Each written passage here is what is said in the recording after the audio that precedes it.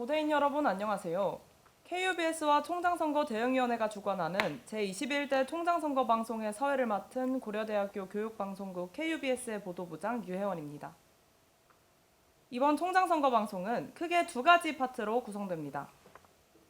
1부에서는 후보자들의 비전을 들어볼 수 있는 공통질문과 각 후보자들의 공약에 맞춰 준비한 개별 질문에 대한 답변을 들어보겠습니다. 그럼 지금부터 1부 스피크 투 KU, 당신의 고려대학교에 말해주세요를 시작하겠습니다. 정영환 후보자님, 그리고 송형훈 중앙비상대책위원장님 자리해 주셨습니다. 안녕하세요. 예, 안녕하세요. 반갑습니다. 1부 인터뷰는 크게 두 가지 순서로 나뉩니다. 우선 KUBS에서 마련한 공통질문에 대한 답변을 들어보겠습니다. 이어서 총장선거 대응위원회에서 서울 캠퍼스, 세종 캠퍼스, 대학원 총학생회에서 수합한 개별 질문을 드리고 이에 대한 답변 들어보도록 하겠습니다. 공통질문부터 시작하겠습니다. 첫 번째 공통질문입니다. 정영환 후보자님의 기존은 무엇인가요? 예, 저 기존 아주 간단히 얘기하면 영구구국입니다. 우리 고대가 1905년에 교육구국이라는 건학 이념으로 시작됐습니다. 그런데 이제 2025년이 곧 다가옵니다. 그래서 동양 쪽에서 보면 인생이 두 번 바뀐 60년이 두 번 지나갑니다. 그래서 우리가 지금까지 건학 이념에 따라 많은 훌륭한 인재들을 배출해 가지고 나라와 또 국가에 기여했습니다. 이제 120년 되는 때는 거기에 기초해 가지고 더욱더 나가 가지고 초인류 세계적인 대학으로 가는 그런 때가 온 것 같습니다. 그래서 간단히 얘기하면은 영구구국이다. 네, 감사합니다. 두 번째 공통질문입니다. 총장 후보자로 출마하시게 된 계기를 말씀해 주세요. 예, 간단히 말씀드리겠습니다. 저는 이제 고대에서 꿈을 키워왔고 쭉 성장해 왔습니다. 그래가지고 학교 다닐 때 여러 가지 꿈을 여러분들처럼 꿈과 열정을 가지고 학창 생활을 했고 또 저는 법과대학이니까 사법시험을 3학년 올라가면서부터 이렇게 준비했는데 그리고 나서 이제 사법연수원 졸업하고 이제 군법무관 마치고 그다음에 89년서부터 법관 생활을 쭉 하다가 2000년 3월 1일서부터 이제 학교로 오게 됐습니다. 그래서 민사소송법을 지금까지 쭉 가르치고 있는데 내 꿈을 이렇게 쭉 키우고 또 이렇게 왔고 지금 제가 정년이 얼마 안 남았는데 그 전에 학교에 적어도 내 이 학교에 뭐 조그만 벽돌이라도 놓기 위해서 이렇게 나왔습니다. 작은 꿈이지만 큰 꿈이 될 겁니다. 이게 고대를 위해서는. 그래서 제가 총장이 된다면 고대가 많이 발전할 수 있고 고대의 장점을 가지고 세계에서 경쟁할 수 있는 그런 대학이 될 것 같습니다. 네, 감사합니다.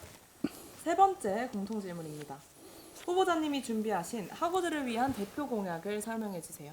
예, 지금 대학의 본질적인 사명은 그죠? 교육과 연구입니다. 그러기 위해서는 여러 가지 연구 시설이라든가 그런 부분도 많이 이렇게 갖춰줘야 됩니다. 그래서 지금 우리 학생들을 위해서는 기본적으로 이제 강의를 들을 때 좀 집중해가지고 잘 들을 수 있는 시설들이 많이 부족합니다. 그래서 인문계 쪽에서는 아시겠지만 인문사회관 저쪽에 있는 그거를 내년에는 착공을 해가지고 2025년에는 마쳐야 됩니다. 그래서 이번 총장이 굉장히 중요합니다. 또 이공계 쪽에서는 파이팍이라고 이렇게 지칭되고 있는데 그 나중에 명칭 부분은 좀 어떻게 다시 얘기돼야 되지만 그거를 잘 만드는 게 중요한 것 같습니다. 그래서 그거는 2025년을 스타트로 해가지고 뭔가 만들어야 될 것 같아요. 지금 이공계 쪽은 학생들도 교육받는 게 굉장히 힘들고 공간이 부족해서 그런 부분이 있고 의과대학도 마찬가지입니다. 의과대학 부분도 지금 제 발전 계획을 보면 자세히 잘 나와 있습니다. 그래서 그거 참조해 주시면 좋겠습니다. 네, 지금까지 총 3가지 질문에 대한 답변 들어봤습니다. 마지막 한 가지 공통질문은 총장선거 대응위원회의 개별 질문이 모두 마무리된 후에 드리도록 하겠습니다. 예. 그럼 이어서 개별 질문과 그에 대한 답변 들어보겠습니다. 먼저 서울 캠퍼스 총학생회가 준비한 질문입니다. 질문은 총 4개이며 쟁점은 차례로 소통, 재정, 그리고 공약 이행에서의 소통입니다. 인문 사회가 사실은 굉장히 심각합니다.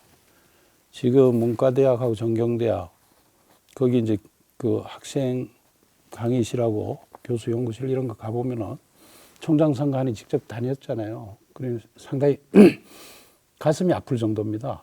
그 정도야가 이거는 우선적으로 해야 되고, 이걸 하기 위해서는 지금 그 문과대학하고 전경대학에 모금이 된 게 있습니다. 한 70억 정도 되는데, 제가 총장이 되면은 100억 정도를 더 모아야 됩니다. 모아가 스타트하고, 그 다음에 그게 400억 내지 500억이 드는데, 그거를 이제 하는 게 총장 임무가 아닌가 싶습니다. 그래서 모금할 때 총장 혼자만 하면 되는 게 아니고, 거기 해당 학과의 교수님들하고, 그 다음에 이거는 2025년에 120주년을 하는 거기 때문에 그 단과대학에서 모금도 하지만은 학교 차원의 모금을 해야 될 것 같고, 총장이 직접 발벗고 나서 해야 될 것 같아요. 그 다음에 파이팍, 이건 어떻게 보면 우리 이공대 발전을 위한 거대한 그 프로젝트입니다. 특히 이제 이공대 학생 수나 교수 숫자가 서울대라든가 연대보다는 좀 적은 편이어가지고 점진적으로 그것도 늘려가야 될 것 같고, 그거가 되기 전에 학생들이 수업하는 부분이 저기 IT 정보관, IT 교양관도 만들어지고 있지만은 그것도 굉장히 부족합니다. 그래서 이거를 좀 체계적으로 해가지고 앞으로 한 10년, 20년간에는 공간 문제라든가 이런 게 특히 학생들 교육받는데 문제가 없도록 그렇게 꼭 해야 될 것 같습니다. 이 지금 우리 기존에 있는 학사제도 협의회 이 부분이 잘 작동을 안 하는 것 같아요. 그죠? 소통하는 거. 그 다음에 저기 법 전공이니까 룰을 정해가지고 원칙을 이렇게 정해가지고 방향을 잡아야 됩니다. 그러기 위해서는 서로 얘기를 해야 됩니다. 그래서 이게 규정이 이렇게 돼 있다면 정례적으로 무조건 하면 되는데 그거 안 한다는 게 저는 좀 의문이 들고요. 그래서 고민하다가 그러면 소통 참여위원회를 만들어가지고 그 다음에 교수, 학생, 직원들 해가지고 얘기는 하자고. 우선 얘기는 충분히 해야 될 것 같아요. 모든 것이 오픈되고 토론하고 그게 이제 대학에 있어서 민주주의 원칙이 잘 진짜 적용이 되고 그걸 연습하고 우리 사회에 나가야 됩니다.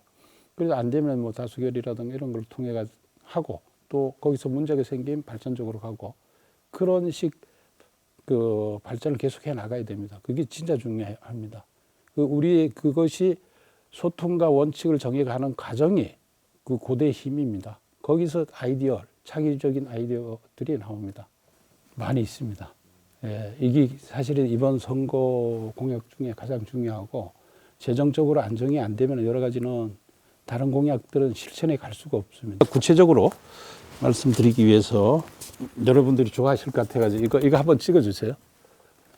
이게 우리 그 공약집을 자세히 보면은 이제 나올 겁니다. 근데 이제 요거 보셔가지고는 이렇게 된 거로 생각하는데 사실은 이 부분에 관해서 가장 고민을 많이 했습니다. 그 다음에 이제 나중에 예산 편성 부분도 보면은 좀 굉장히 좀 너무 이렇게 많이 이렇게 갑자기 많이 늘리는 그런 형태의 재정은 편성을 안 했는데 이게 어떻게 엄청나게 많이 시스템적으로 들어올 수 있는 구조를 만들어 보겠습니다. 뭐라 하면은 정원의 부분이 중요합니다. 그래서 애국 학생 같은 경우 우리 K-팝이라든가 K-문화 때문에 많이 오고 싶어 하잖아요.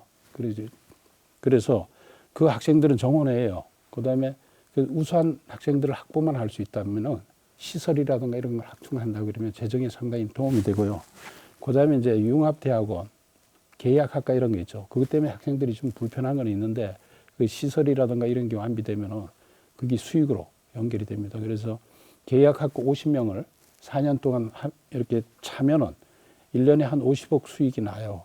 그래서 첨단 학과라든가 또 기업에 필요한 인재 이런 거 있죠. 그건 돈 배로 받아가지고 하는 거니까 그렇게 하고 그 사이버 보안 같이 그런 학과는 굉장히 의대 이상의 학생들이 오잖아요. 그러면은 계약학과로 됐다가 나중에 전기학과로 됩니다. 교수님 개별적인 연구 수주를 할 수 있도록 그 행정 지원을 이렇게 잘 해야 됩니다. 그 좀 전문화가 좀 필요하고요.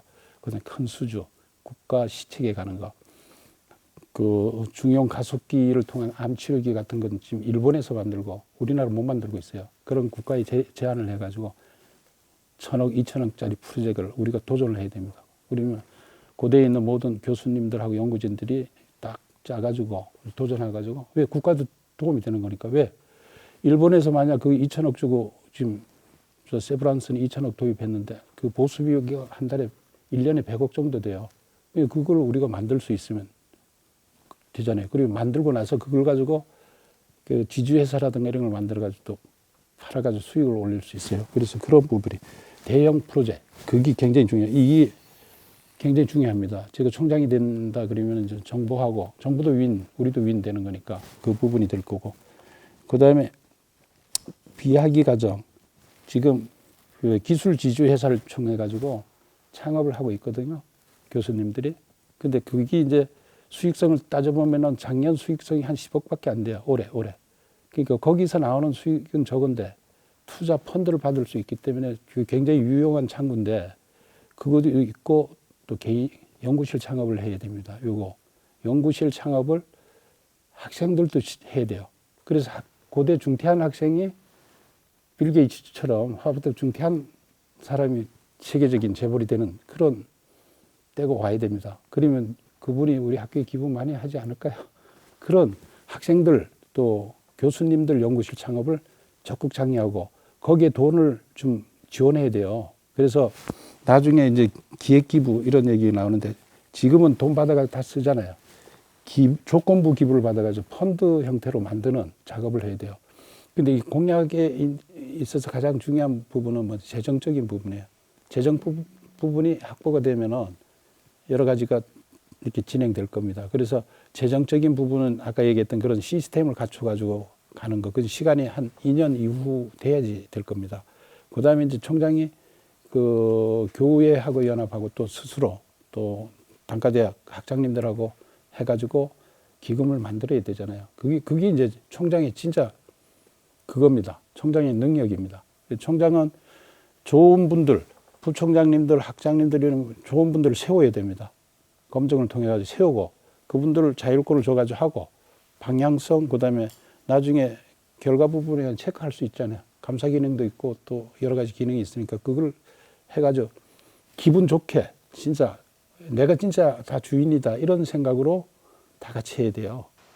지금까지 서울 캠퍼스 총학생회 질문에 대한 답변이었습니다. 예, 좋은 말씀하셨습니다. 지금 그 세종 캠퍼스가 지금 굉장히 발전 가능성이 높습니다. 지금 연구비 수주라든가 이런 것도 가파르게 올라가고 있거든요. 그래서 예, 지금 행정 수도가 옮겼고 세종 캠퍼스 굉장히 세종시가 엄청나게 커가고 있습니다.